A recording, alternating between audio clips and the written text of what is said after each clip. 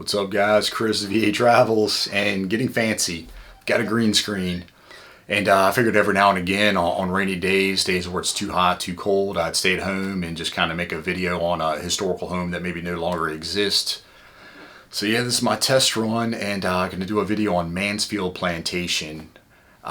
Plantation home just outside of Fredericksburg, about 2 miles southeast of the city in Spotsylvania County. Had about a 98-year lifespan, built back in 1755 for Mann Page III.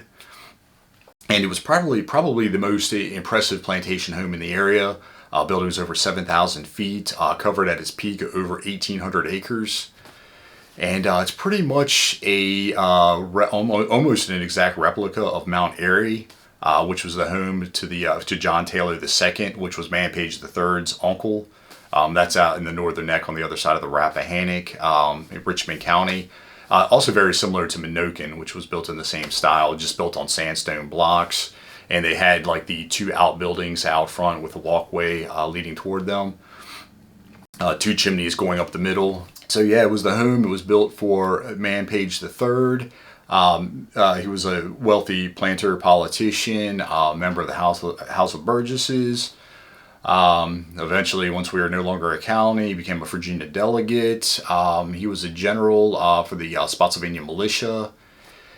And yeah, pretty prominent figure. He lived in the home until he passed away in 1803, and he's buried on the family plot, family cemetery there on the property, and it's the only thing that still remains.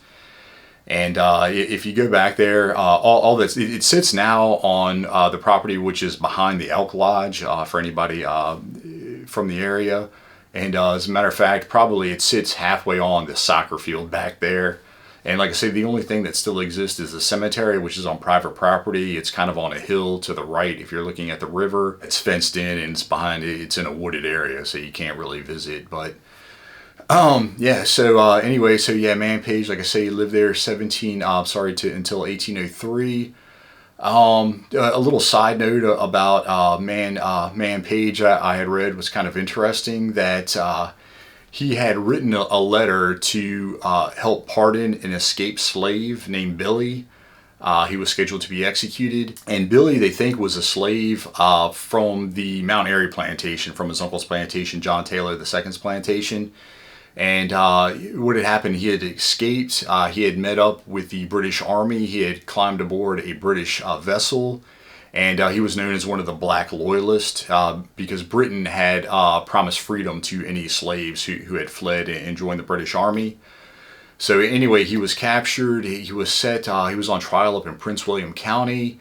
And so what had happened is Mann Page and a couple other guys, they had written a letter to then Governor Thomas Jefferson asking for his freedom. They had stated that he was not a U.S. citizen, so he couldn't be committing treason. So eventually he was pardoned. I don't know if he was let go, but he was pardoned. He wasn't hung. And yeah, so kind of an interesting side note I had read about Mann Page. So after Mann Page, fast forward, the house fell into the hands of Arthur Bernard. He was the owner of the plantation during the Civil War. And he really grew the plantation. Like I say, it stretched all the way to 1,800 acres. And yeah, in the house saw a lot of action during the Civil War, and of course, most notably the Battle of Fredericksburg.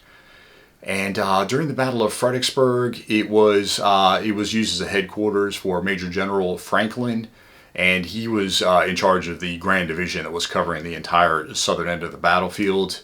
And during the Civil War, Cavalry General George D. Bayard was killed in the front yard. He was actually killed by an artillery shell fired by Major John Pelham on his famous little assault there at Pelham's Corner, which was over a mile away, so that's one heck of a shot.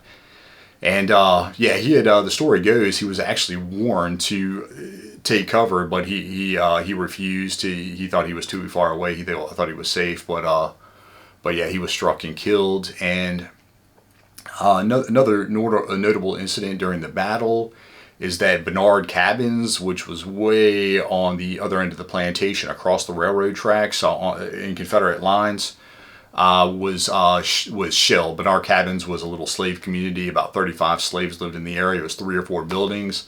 And story goes that once the Union artillery had opened up over there on the Stafford Heights, yeah, they blew it to smithereens.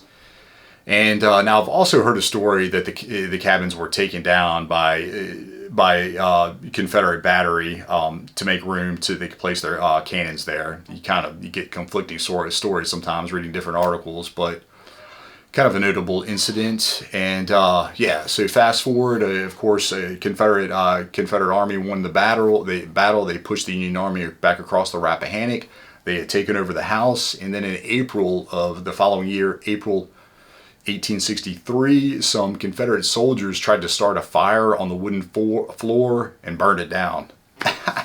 And that's pretty much the end of the story of the life of Mansfield Plantation. And they did get a picture of the house smoldering after it had burned down, so it's kind of yeah, that's kind of cool. They got that. But yeah, like I say, it's the end of the story. Fast forward into the 1920s, where Gary Melchers, the famous artist that lived at Belmont Mansion over in Falmouth, he had used some of the stone. He had taken it, used some of the stone on his property. I think some of it was used in the building of his art studio there on the Belmont property.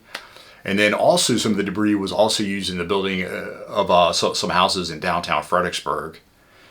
Then after that, the 1930s, some archaeologists came out and did some digging. They found some artifacts, found some ironwork, a fireplace backing. Oh, and they also dug out the vaulted basement, which was pretty impressive. They uncovered the little walkways that lead out to those wings that I had mentioned earlier.